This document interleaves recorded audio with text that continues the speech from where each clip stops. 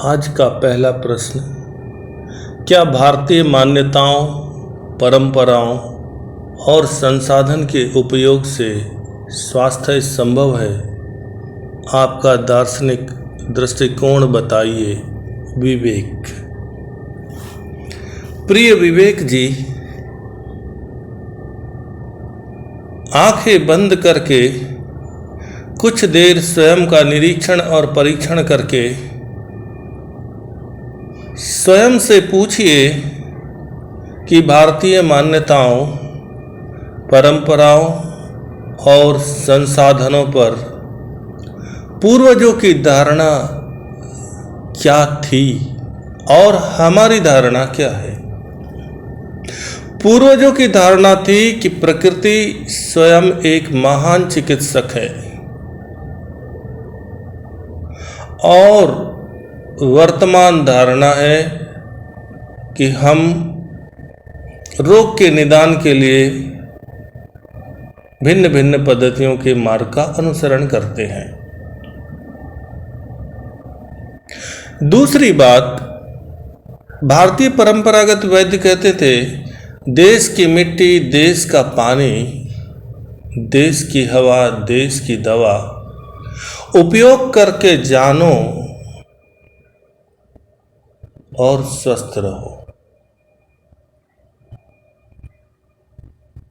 आज हम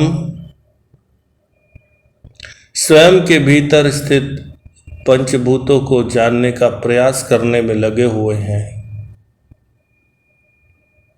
और प्रकृति में उपस्थित पंचभूतों को भी जानने के प्रयास में लगे हुए हैं। पूर्वज कहते थे, ध्यान में जिएंगे, ध्यान में मरेंगे, अर्थात होश पूर्वक जीवन जिएंगे और होश में रहकर ही मृत्यु को उपलब्ध हो जाएंगे। विवेक जी, आज जो भी मनुष्य दुखी है, रोगी है, उनके 4 बड़े मूल कारण हैं। सबसे पहले है दिनचर्या दोष, दूसरा है जीवनचर्या दोष, तीसरा है मर्यादा दोष और चौथा है आचरण दोष। इन चारों दोषों के कारण आलस्य, अहंकार और असत की ऊर्जा उत्पन्न होने लगती है और इसी ऊर्जा के कारण रक्तचाप, मधुमेह, हृदयाघात, पाचन तंत्र संबंधी रोग, गले में थायराइड संबंधी रोग, अनिद्रा के रोग, जोड़ों के दर्द, दमा, सबसे महत्वपूर्ण स्त्रियों और पुरुषों में यौन रोगों की समस्या, त्वचा रोग, कान के रोग, मुख के रोग, आंख के रोग,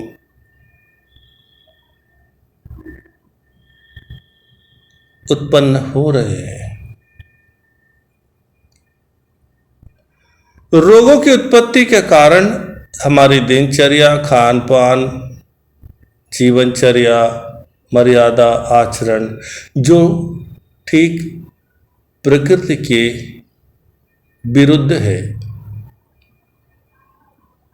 और यदि हम बात करें प्राकृतिक चिकित्सा की, तो भारत में प्राकृतिक चिकित्सा तब से है जब से इस भूमंडल पर प्रकृति है और हमारे ऋषि मुनि, योगी, आयुर्वेदाचार्य कहते हैं, सभी रोगों का एक ही कारण है। सभी रोगों का एक ही कारण है और सभी रोगों की जड़ की एक ही चिकित्सा है। सभी रोगों के जड़ की एक ही चिकित्सा है। इस बात को थोड़ा गहराई से समझे तो सभी रोगों का एक ही कारण है अशुद्धि, मल या टॉक्सिन्स, जिसे हम शरीर के तल पर कहें या मन के तल पर कहें। यदि अशुद्धियां हो, मल हो, टॉक्सिन हो, तो शरीर और मन दोनों रोगी हो सकता है। आगे कहते एक चिकित्सा है। एक चिकित्सा से तात्पर्य शुद्धि, निर्मलता, डिटॉक्सिफिकेशन। शरीर और मन की शुद्धि, शरीर और मन को मल से मुक्त करना, निर्मल करना, शरीर और मन को डिटॉक्स करना। और इन सब के लिए हम प्रकृति से अपेक्षा नहीं कर सकते हैं, प्रकृति की उपेक्षा भी नहीं कर सकते हैं, लेकिन स्वयं की समीक्षा अवश्य कर सकते हैं। यही भारतीय मान्यताओं, परंपराओं और संसाधन का सबसे बड़ा दार्शनिक दृष्टिकोण है कि प्रकृति से अपेक्षा नहीं, प्रकृति की उपेक्षा नहीं, लेकिन स्वयं की समीक्षा नित्य करने से स्वस्थ रहा जा सकता है। यही भारतीय दार्शनिकों का, भारतीय योगियों का, भारतीय ऋषियों का, भारतीय मुनियों का, भारतीय आयुर्वेदाचार्यों का मूल दर्शन रहा है। और वे कहते हैं कि शरीर और मन में स्वयं से रोगों को बचाने और निदान की व्यवस्था है। Let me repeat once again, मैं पुनः अपने वचन को दोहराता हूं। शरीर और मन में स्वयं से रोगों से बचाव और निदान की व्यवस्था है।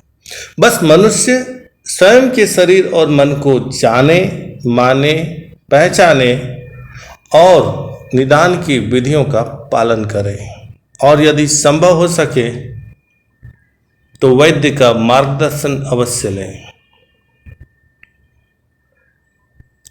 हम रोगी होकर अच्छे वैद्य ढूंढते हैं, हम रोगी होकर के अच्छे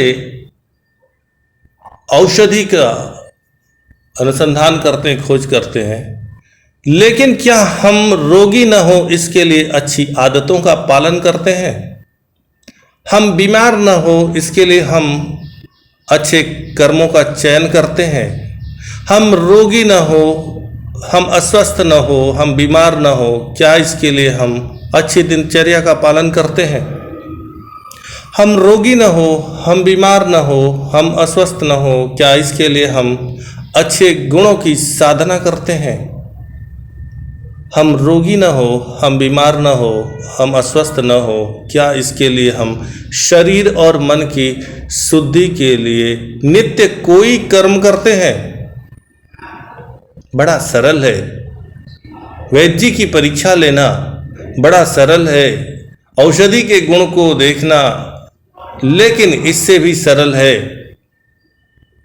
स्वयं के मन और शरीर के मल को दूर हटाने के उपाय करते रहना।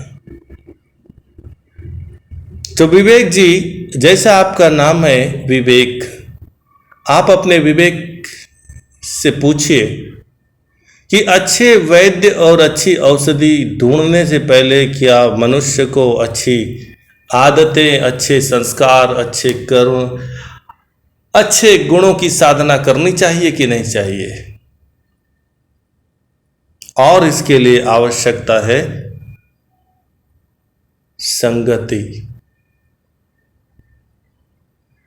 आज के लिए बस इतना ही।